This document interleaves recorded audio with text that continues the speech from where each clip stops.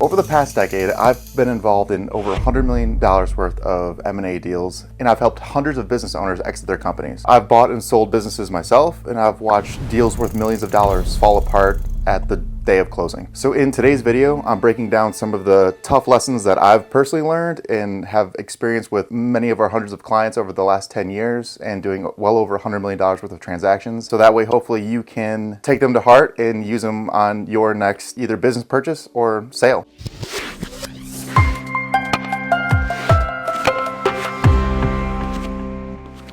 Lesson number one, and this one's really critical, it's get a proper business valuation. You have to know what your business is worth. A lot of people have some kind of made up idea, or especially now with AI, they go on ChatGPT and say, hey, how much is this type of business selling for? And it gives you some wide range and really unrealistic parameters. A lot of people think it's revenue based, or they heard a friend or family sell their business for, they sold for a 10 multiple. Well, you have no idea what their business looked like. Maybe it was a 10 multiple to a direct competitor and it was worth the price. So getting a true business valuation that actually goes in depth and tells you how much your business is worth, why it's worth what it is, and then some strategic planning beyond that to how to get it to where you feel comfortable at that number exiting your business. So that's lesson number one. Lesson number two, revenue is vanity, profit is sanity. And what I mean by this is a lot of people think that because their business is doing X revenue, that means it's worth substantially more, or that's a number that a buyer is going to base it off of. And that's just completely untrue, right? It's really about cash flow and what the business is throwing off and something called seller discretionary earnings, which you can see in our valuation video. But revenue, it gives an idea of the size of a business, right? But I've seen, I kid you not, this was like 2 weeks ago. I talked to a company, $18 million in revenue, $18 million, and the owner makes $200,000 a year, which again, I'm not saying anything about $200,000 a year. That's fantastic for, most of the population. But if you're doing 18 million and your profit margin is really that small, then there's a serious issue with the business and no one's going to want to touch it. Lesson number three, owner dependency kills your multiple and a lot of times kills the deal too. So if you're in your business and if I'm looking at a business to purchase, right, from the buyer's perspective, and the owner tells me, yeah, I do this, and this, and they're working 40 plus hours a week. I mean, sometimes it's 68 hours a week, which, I know a lot of us business owners do. That's just not that attractive to a buyer. It means that replacing you is going to come with probably replacing, or adding several additional team members. You're trying to figure out if they got standard operating procedures. You're trying to debate, whether or not it's worth putting in the risk. And, even if you're buying it to operate the business as the owner, remember with that new debt service from the business loan, you are now going to be making substantially less than what the current owner is. So are you willing to put in those 80 hours plus a week to make, probably half as much as what they're making right now and take on all the risk? So that's something that a lot of people need to think about when they're planning for an exit is, hey, is it really, can I hire key employees? Can I delegate? Make sure I have standard operating procedures, so on and so forth. Lesson four, clean books are not optional. You have to have your books in order, right? As a buyer, and things that I've learned is, messy books kills deals faster than pretty much anything else I can think of. If I can't go through your profit and loss statement, match it to your tax return, understand your balance sheet, and do kind of some, future projections and a cash flow analysis, then I have no idea what I'm buying. And it's way too risky to, take a multi-million-dollar risk for something that I don't understand. And we come across this a lot. We do a lot of business valuations for folks, all across the country. And there's a good percentage of them that their books are just so out of line from reality. And the other issue with that too is just dependency on a CPA. There's a lot of great CPAs and bookkeepers out there, but there's equally just as many bad ones. So, maybe do a self-audit and just say look, do I understand my numbers? Is the CPA actually helping me with it? Is the bookkeeper categorizing it appropriately?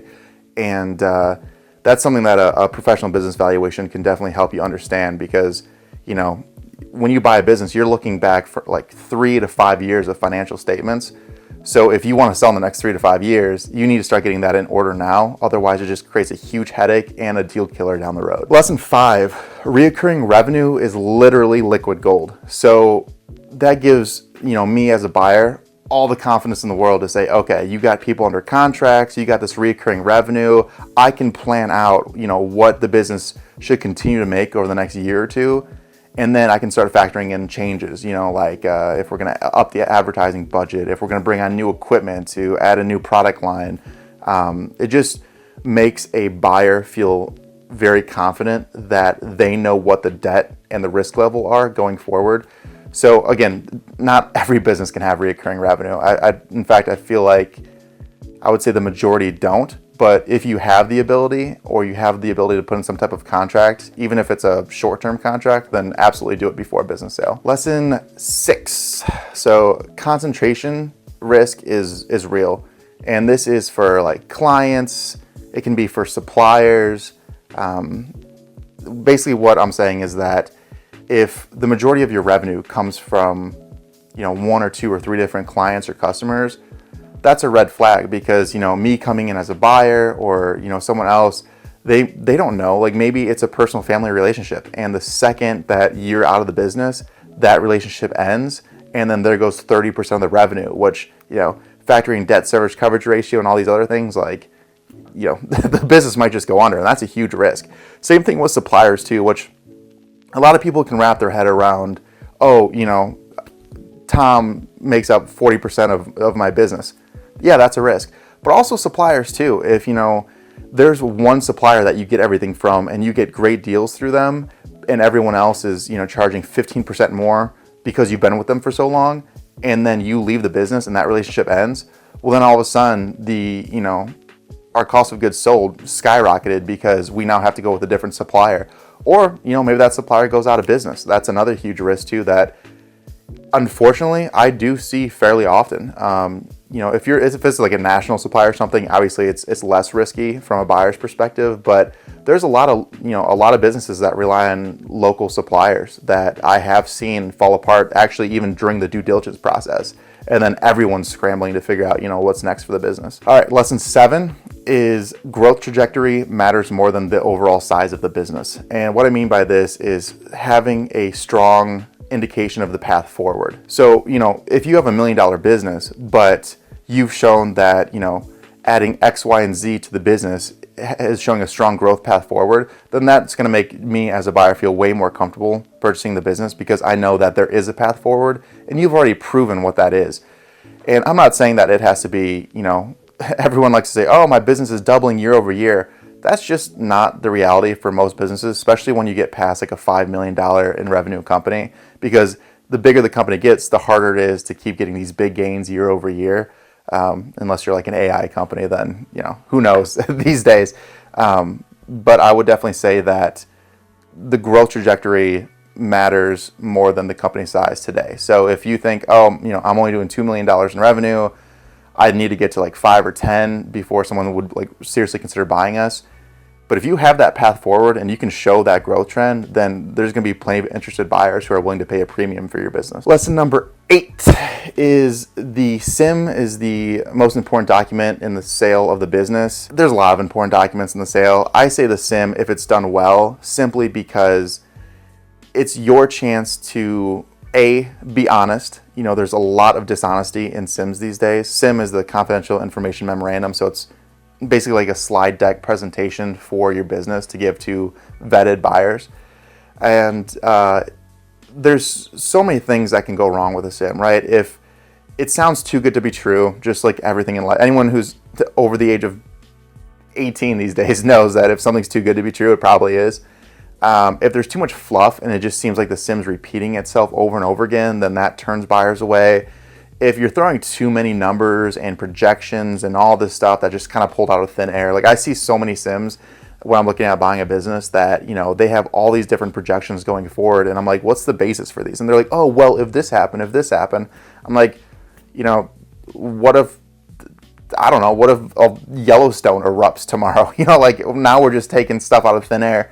So I think a good SIM is incredibly critical to a good business transaction from both the buyer and seller perspective. Again, I think honesty, have everything based on facts, and be open. Like if these are the struggles of the business, show it in the sim. If I feel like you're being honest with me, then it makes me much more comfortable as a buyer to purchase your business. Lesson 9 is due diligence is usually where business transactions go to die.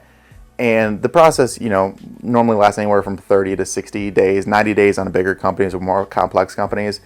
And the reason I say this is because if you don't do the upfront work when it comes to due diligence in these items, and you have a sim like we talked about in the last lesson that isn't upfront about the flaws of the business, then as you start going through due diligence as a buyer, you're just like, okay, well, you weren't upfront about this, and every little thing that you catch, even if it's not that big of a deal to the overall transaction, you start chipping away at that trust a little bit that you have with the business owner, the M&A advisor, their legal team, whoever it is.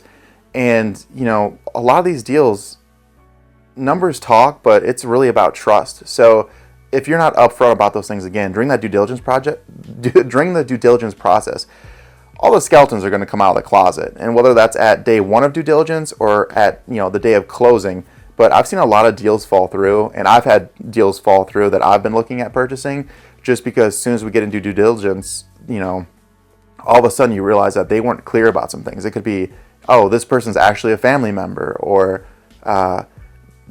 that was just a handshake agreement, and things that a lot of times wouldn't really matter if you were just upfront about it. And that's all I got for that one. All right, lesson 10 is that your reason for selling matters more than you might think. One, again, it comes back to that kind of trust and transparency. So if you tell me, look, I've been doing this for 35 years, I'm tired, I don't want to do this anymore, then I can respect that. And like, hey, maybe we're the right fit to take it to the next level. If you tell me, oh, the business is doing great, I just want to do something else, that's great if that's accurate. If we jump in and find that, the business is in a death spiral and, you have made some really poor financial decisions and things like that, that's going to be hard for the business to pull back out of, then of course that's going to kill the deal, no matter what the business is worth. So the reason for sale really does matter. And, so often on like things like the sim and when you're talking to potential buyers, people just say, oh, I want to retire. And that's fine. Like that's a perfectly reasonable excuse, but give it a little bit more context. Like, hey, I have been doing this for 40 years and we've stabilized the business. We've got all the key employees in place. And I think that I want to see the business move on to the next level. And I'm not the person to do that. That to me is a much better response than just reason for sale, retirement. I want to know why. And it makes me, again, just build that trust. I feel comfortable and I know what you're expecting out of the sale, right? So if I know that you're going a little bit more in depth of your actual reason for sale, then I know, hey, are you going to stay around to train me? Are you interested in maybe staying on, like if it's a sales-based company, are you interested in staying on as a, maybe a trainer or a commission-based role? It just gives me those boxes that I can start checking off in my head of, your involvement post-sale. Lesson 11 is standard operating procedures can be worth millions of dollars. And I say that because, especially when you're looking at a strategic purchaser or, or you're buying a business and it's a direct competitor, maybe they do things a lot differently than you, and maybe it's a lot more efficient, or just their general practice is a much better way and suits your industry better. So having documented standard operating procedures is huge. Again, we go back to that owner, one of the earlier lessons about the owner wearing too many hats. Having standard operating procedures makes me feel like if I come in and I buy this business and a key employee leaves, you don't stick around as the owner to train me, that I have a blueprint for, how to continue the business going forward. I know what everyone's roles are. I know what their day-to-day looks like. I know, where they're at in each project that they're working on, which again, that's that comfort level, and it starts reducing that risk burden that me as a buyer is experiencing. And, the more you reduce risk, the higher the multiple goes, because I'm willing to pay the premium for the business because there's less risk, right? I know that if I buy the business for X, the debt service is going to be X, and I know that, at the end of the day, I have this much free cash flow to play with. And, I've literally seen a business that we did this end of last year. We had 2 similar manufacturing facilities, same revenue size-ish, within $1 million of each other, and one sold for substantially more because they had just the best standard operating procedures I've probably ever seen in a manufacturing facility. And a strategic buyer bought them and was like, hey, this is fantastic. We understand what everyone's doing at all times. Like, we're good to go. And it sold for, I would say 18% more, 20% more than the other business did, just because it had standard operating procedures. Lesson 12 is key employees can make or break a deal. And what you really want to protect your key employees early. So things that I look at as I'm buying a business is their stay bonus, which you can put in place with several key employees. So they get paid off the sale of off the proceeds from the sale of the business. And it could be, hey, they sign a 6-month contract that they'll get an additional, it could be $5,000 from the sale of the business as long as they sign this, commitment to stay for 6 months. And again, if there's more people to rely on than just the ownership of the business, then me as a buyer, I feel much more comfortable buying it, right? Because I know that there's people to delegate stuff to, there's people that, understand how the business works in, different departments with different clients, different products, different procedures. And the reality of that too is that, if you are the owner and you're going through the sales process, or even if you're not, you could get hit by a bus. And does the business collapse without you? Or do you have key people in place that, pick up the slack and they can handle most of the roles? And, key employees can definitely push a valuation higher as far as what someone is willing to pay for your business, and they're willing to pay that premium. Because if I'm buying a business from John and John, has 5 different roles at the business and he's the owner who wears all the hats, or from Sally and Sally is somewhat absentee and she's got, 3 key employees that she delegates everything to, and they just send her some reports and she's, still involved, then I'm definitely going to buy Sally's business. I mean, again, it's that whole risk level, and key employees really reduce that risk for me. And again, just protect them early. And one mistake, side note to that, one mistake I see a lot of people do is they're like thinking about selling the business. And as they start going through that process, they start giving raises to the key employees. I always shy away from that because I'm like they may deserve a raise, but maybe work it into the agreement. Or for me as a purchaser, I'd much rather come in and be the one who gives them that raise, because it's going to make me feel confident that they're going to stay, right? If I come in and give Angela a $2 an hour raise versus you doing it 6 months before the sale, well then, it looks like, hey, I believe in her. She's got a bright future with the new ownership, and, it's clear sailing ahead, smooth sailing ahead, clear sailing, blue skies, stuff like that. And I'll give you, I'll give you something that I've learned the hard way. And so let's call it the bonus 12.5 or bonus 13th lesson, is that the deal is not done until the money hits the bank account. So deals have fallen apart on the day of closing, whether or not the lender changes its mind, the buyer decides to walk away and they lose their earnest money, or I've actually seen in the latter part of due diligence where you're heading towards closing, the business go under because they lost one of their biggest contracts and things like that. So a lot of people get comfortable after the letter of intent is signed, and as they're starting to go through due diligence, the first round of due diligence where like you get the massive document request and you're sending things off, like things feel great, and then you notice that like you start to get lazier and lazier and lazier as it gets closer to that closing date. And my advice is just keep your foot on the gas, full steam ahead until the day of closing, until that check clears. Because if you get lazy, you send the wrong thing, don't put the right document together, or put the wrong document together and the lender catches it or the attorney catches it, then it can kill the deal. And unfortunately, that I've seen that happen multiple times. So I think one of the biggest lessons is just stay focused, keep your foot on the gas all the way from, the letter of intent being signed to the day of closing and that money hitting your account. So if you're considering selling your business over the next 1 to 5 years, or just want a professional business valuation, reach out to myself. We're always happy to work with you. The very least, we want everyone to walk away and feel like they got a little bit of education about, the M&A industry, the valuation process, the sales process. So you can reach out to me, any of my team.